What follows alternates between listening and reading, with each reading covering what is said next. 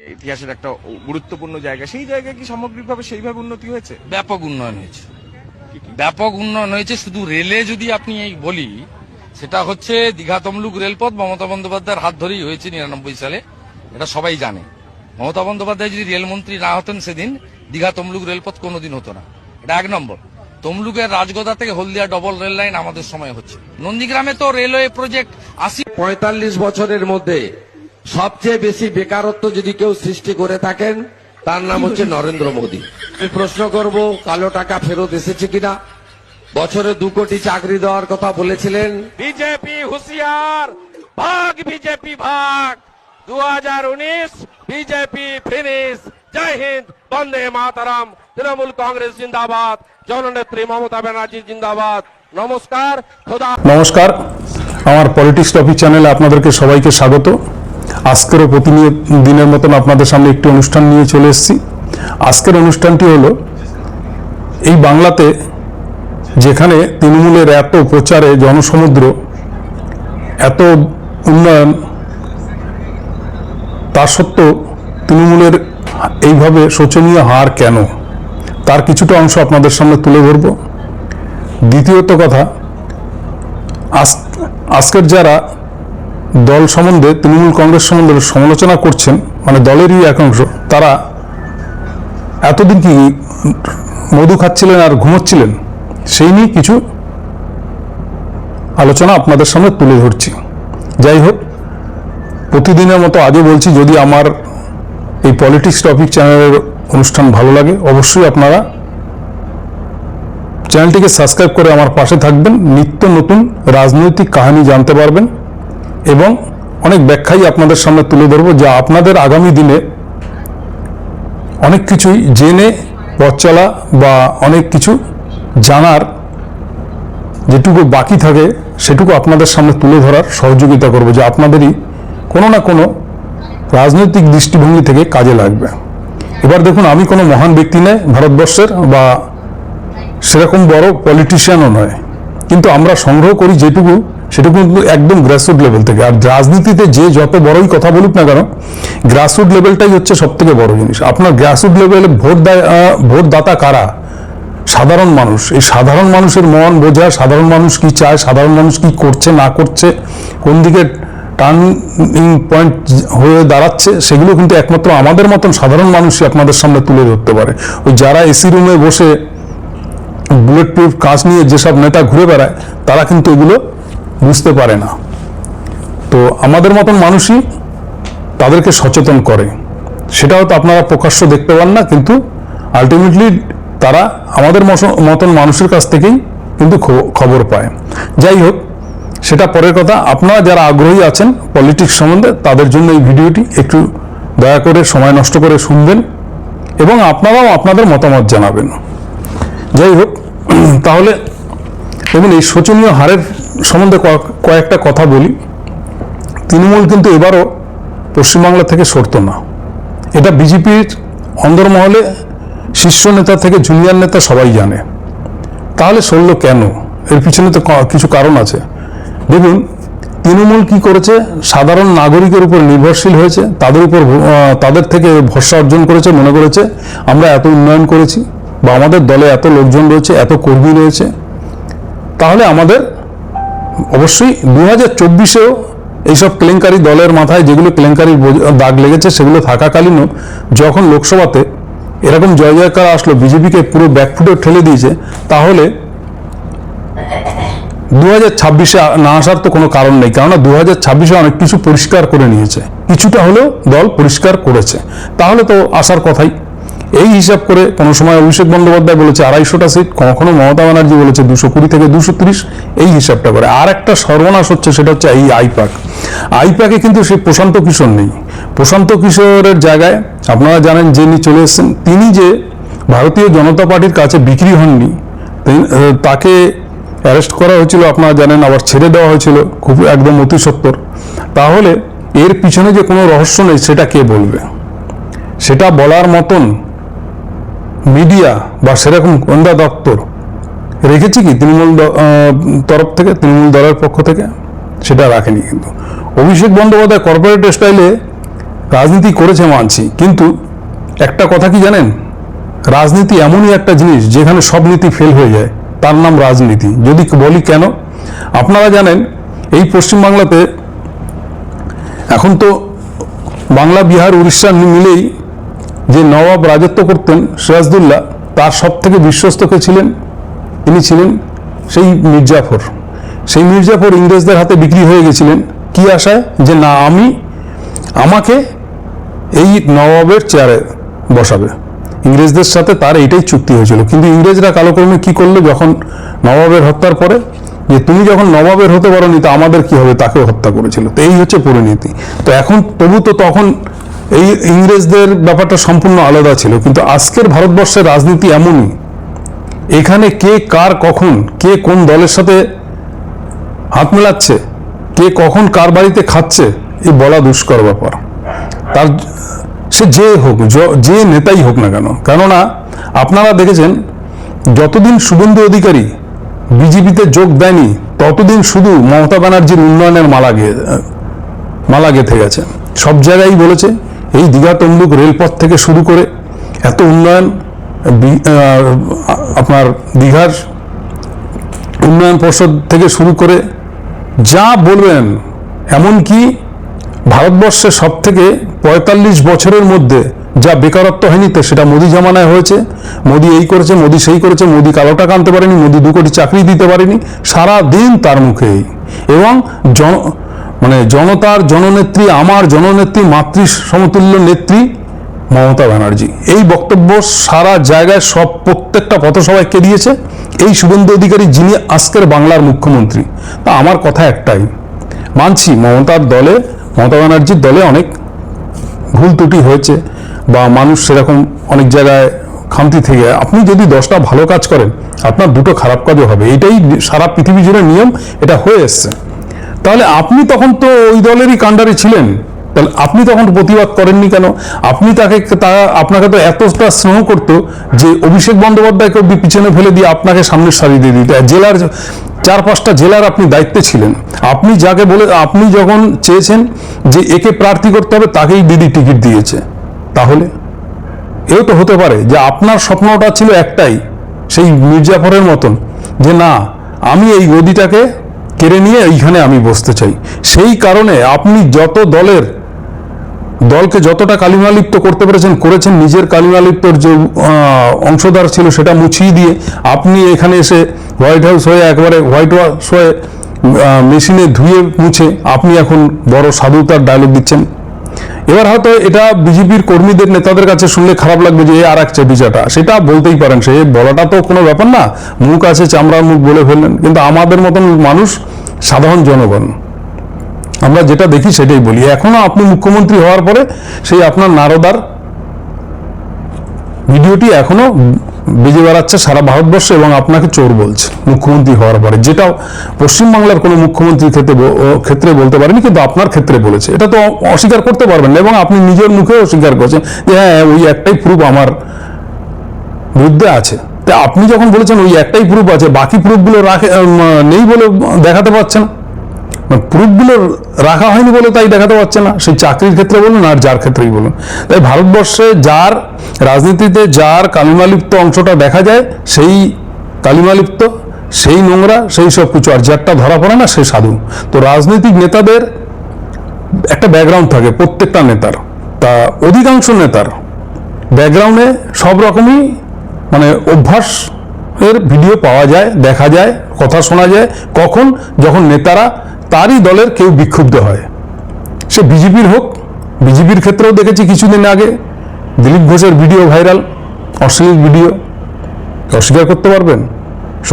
আর এখনো যারা বিজেপিতে জিতে আছেন বা কিছু, সেই নারদার শুধু শুভেন্দু অধিকারী কেন, তার মধ্যে তো শঙ্কুদেব পান্ডাও রয়েছে। সেই শঙ্কুদেব পান্ডা টিভিতে বসে বড় বড় ডায়লগ মারে, আমরা শুনি। এরকম বহু উদাহরণ রয়েছে।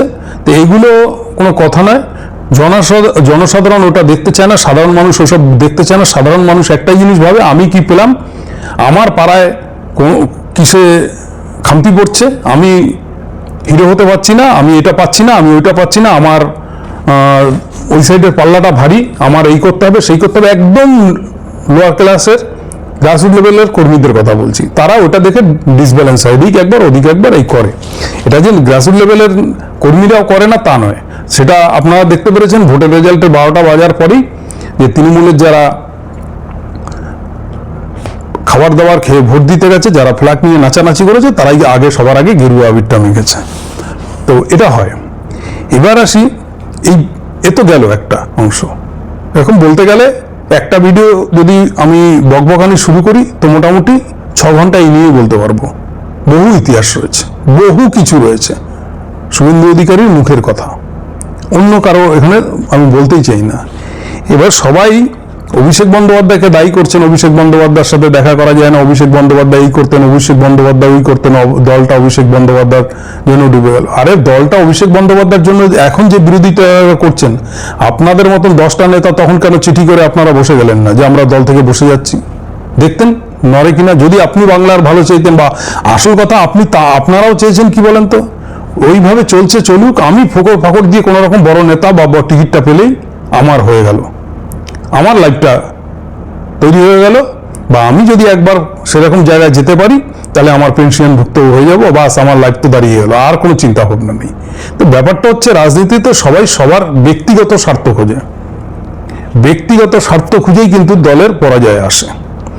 দ্বিতীয়ত কথা, আর একটা কথা বলি, বিজেপি এত কিছু তৃণমূলের খামতি থাকাকালীন, এত কিছু থাকাকালীনও বিজেপি কিন্তু ক্ষমতায় আসতে পারতো না। যদি বলেন কেন, এখনো বহু এলাকায় এজেন্ট দিতে পারে না, এজেন্টে খুঁজে পায় না, ভাড়া করা এজেন্ট বসায় বুথে, প্রমাণিত আমি নিজে। ভাড়া করা কিরকম, কোনো একটি ছেলেকে বললো তোকে 2000 টাকা দেবো, তুই ভোটের দিন বুথে বসবি, এই তোর কাজ। এবং বাইরে যারা বসে তাদেরকেও ওই 200-500 করে দেবো, এরকম খাবার দাবার দেবো, এরকম। এই হচ্ছে ব্যাপার এখন বহু জায়গায়। এবং এমনও পশ্চিমবাংলার ভিতরে বহু জায়গা ছিল যেখানে একটা ফ্ল্যাগ বাঁধার লোক ছিল না বিজেপির। এটা কোনো গায়ের জোরি না, বা জুলুম না, বা কোনো অত্যাচারের নিশানা না। মেইন হচ্ছে সেখানে তাদের কোনো সংগঠনই নেই, ভোটার থাকতে পারে, কিন্তু এই সব কাজগুলো কারা করে? কর্মীরা, বা সংগঠন থেকে যেসব কর্মীরা নেতৃত্ব দেয় সেই সব কর্মী। সেই ধরনের কর্মীই নেই বহু বুথে, এখনো পশ্চিমবাংলার বহু বুথে সেই কর্মী নেই। তাহলে তা সত্ত্বেও জিতলো কেন? এটাই হচ্ছে প্রশ্ন। জেতার পিছনে সব থেকে বড় যে কারণটা, সেটা হলো এসআইআর। যদি বলেন এসআইআর কথা আবার এতদিন পরে বলছেন, হ্যাঁ আপনি একটা ভাবুন, 90-91 লাখ ভোট, মানে সব ক্যাটেগরি, মৃত ভোটার এইসব সব বাদ দেওয়ার পরেও 91 লাখ ভোটারের নাম কাটা গেছে, এবং তার মধ্যে প্রায় 27 লাখ কি 27 লাখ হবে কি 34 লাখ, আমার পুরো হিসাবটা এখন সামনে নেই, ধরুন 30 লাখ আর 60 লাখ ধরে নিলাম। 30 লাখ মুসলিম ভোটার এবং এই 60 লাখ হচ্ছে গিয়ে হিন্দু ভোটার। তো এইখানে সব থেকে মজার ব্যাপারটা হচ্ছে এই 30 লাখের ভিতরে না হলে কম করে 15 লাখ ভোটার তৃণমূলের ভোটার ছিল। তাহলে যে 85টা সিট মুসলিম অধ্যুষিত, সেখানে কিন্তু তাদের হার হতো না। আর এদিকে যে 60 লাখ রয়েছে, এই 60 লাখের মধ্যে ধরে নেন 30 লাখ, তাহলে কত হলো? টোটাল হচ্ছে 45 লাখ। 45 লক্ষ, আমি কিন্তু উভয়ের ভোটার ধরলাম, 45 লক্ষ ভোটার। এই 45 লক্ষ ভোট কিন্তু তৃণমূলেরই, যদি কম করে হয়, যদি কম করেও হয় তাহলে 45 লক্ষ ভোট তৃণমূলের, একদম বাধা ধরা, সব মানে বাদ দিয়ে। 45 লক্ষ যদি ভোট, তো এখানে বিজেপি উইন করেছে কত ভোটে? 32 লক্ষতে। এবার 32 লক্ষর সাথে 35 লক্ষ আপনি মাইনাস করুন, মানে 8-5-13 লাখ। তারপরেও তৃণমূল 13 লাখ ভোটে এগিয়ে থাকে। এটা একটা নর্মাল ক্যাজুয়ালি হিসাব দিলাম, খাতা কলমে পুরো না, খাতা কলমে কিন্তু অনেকটা আরো বাড়বে তৃণমূলের। এই প্রসেসটা আপনি ভাবছেন যে একদিনে, দুদিনে, 5 দিনে, 2 মাসে, 1 মাসে না। 2024 ইলেকশন যখন লোকসভা ইলেকশনে গেছে, লোকসভা ইলেকশনের পরে বিজেপি একটা হিসাব করেছে যে আমরা 18টা সিট থাকাকালীন এতদিন কি সংগঠন করলাম, যে সেখান থেকে 12টা নেমে গেল, 12তে নেমে গেল, 6টা সিট আরো হারানো, 6টা সিট হারানো মানে 6-72 খানা এমএলএ সিট হারিয়ে ফেলছি। কি কারণে? তাহলে আমাদের অনেক খামতি আছে, তাহলে আমরা 2026-এ আসতে পারছি না কোনো অঙ্কে, কারণ হিসাবটা অনেকটাই নেমে গেছে, 77 থেকে আরো নেমে গেছে। নামলে পরে দেখা যাচ্ছে কি কি করতে হবে, এই না ভুল বলা হয়েছে, 6-7-42টা, মানে একটা লোকসভায় যদি 7টা করে সিট থাকে, সরি ভুল হিসাব বলে ফেলেছি আপনাদের সামনে, একটা লোকসভাতে যদি 7টা বিধানসভা থাকে তাহলে 6টা লোকসভা আসন হারিয়েছে, 6-7-42টা আসন হারিয়েছে। তাহলে এই যে 77 থেকে আরো 42টা আসন হারিয়েছে। এবং যদি 18টা দেখা যায়, 18টাতে কি হিসাব ছিল, 18টাতে দাঁড়াচ্ছে যেটা 18 গুণ 7-এ 18 গুণ 7 তাহলে হচ্ছে 126টা সিট বিজেপির হাতে থাকার কথা। এই 126টার মধ্যে থেকে -42 মানে 84টা সিটে বিজেপি থাকার কথা, এবং তাদের যা সংগঠনের অবস্থা নেমে এসছে তাতে আরো এখান থেকে 2-4টে সিট, মানে সেই যেটা পিছনে ছিল 70, 78, 80, 90, 100 এই দাঁড়াতো। কিন্তু তৃণমূল 180-র নিচে কোনো মতেই জায়গা ছিল না। সেই জায়গার থেকে কেন ওরা একটা জিনিস করেছে, হুমায়ুন কবিরের মতন লোককে সৃষ্টি করতে পেরেছে এবং নওশাদের মতন লোককে দিয়ে ভোট কাটাতে পেরেছে। এই প্রযুক্তিটা খুব ভালোভাবে চালিয়ে আপনার ওদের থেকে একটা মুসলিম ভোট 5% হলেও, 2% হলেও, 1% হলেও, এক একটা জায়গায় এক এক রকম, কোনো জায়গায় 10%, যেটা মুসলিম ভোট সেই মুসলিম ভোটের মধ্যে কোথা থেকে 5%, কোনো জায়গায় কোনো বিধানসভায় 2%, কোনো বিধানসভায় 1%, কোনো বিধানসভায় 10%, এরকম করে মাইনাস করেছে। সেটা আপনি দেখেছেন হুমায়ুন 2টো সিটে নওদা এবং রেজিনগরে যে জিতেছে 60-70 হাজার ভোটে জিতেছে, এটাই তার বড় প্রমাণ। দ্বিতীয়ত কথা, হিন্দুত্বর একটা তৃণমূলের থেকে ভোট 1% হলেও মাইনাস হয়েছে, এটা অস্বীকার করার নেই, এটা একদম শিওর। দ্বিতীয়ত কথা, প্রত্যেকটা বুথ থেকে যদি ধরুন 200 ভোট, কোথাও 150 ভোট, কোথাও 250 ভোট, কোথাও 300 ভোট মাইনাস করেছে এসআইআর এর মারফত। এই যে 300 ভোট ধরুন যেখানে 250 ভোট মাইনাস করেছে, প্রত্যেকটা জায়গাতে আমরা ঘুরে ঘুরে, এই খবরটা আগে দেইনি কেন, এই ইলেকশনের পর থেকে এই অবধি আমরা প্রত্যেক বুথে বুথে ঘুরে মানুষের সাথে কথা বলেছি, কার কার ভোটে নাম কাটা গেছে, সেই মানুষগুলোর সাথে কথা বলেছি। মানুষগুলোর সাথে কথা বলে দেখা গেছে 200 ভোটের যদি নাম কাটা গেছে, তার মধ্যে 175টা ভোটই তৃণমূলের। ভাবতে পারেন, 25টা, 30টা, 50টা বেশি হলে বিজেপির। তাহলে কি দাঁড়াচ্ছে, আপনার থেকে 150 ভোট কেটে নিচ্ছে আর বিজেপির থেকে 50টা। তাহলেও আপনি এই 150 ভোটকে কভার করতে গেলে বিজেপির দরকার ছিল মিনিমাম 80টা ভোট, সেখানে বিজেপি মাইনাস হচ্ছে 50টা, তার 30টা থেকে যাচ্ছে। আর এদিকে তৃণমূলের মাইনাস হচ্ছে 150টা, তাহলে 50 একজনের মাইনাস হচ্ছে, একজনের 150 মাইনাস হচ্ছে।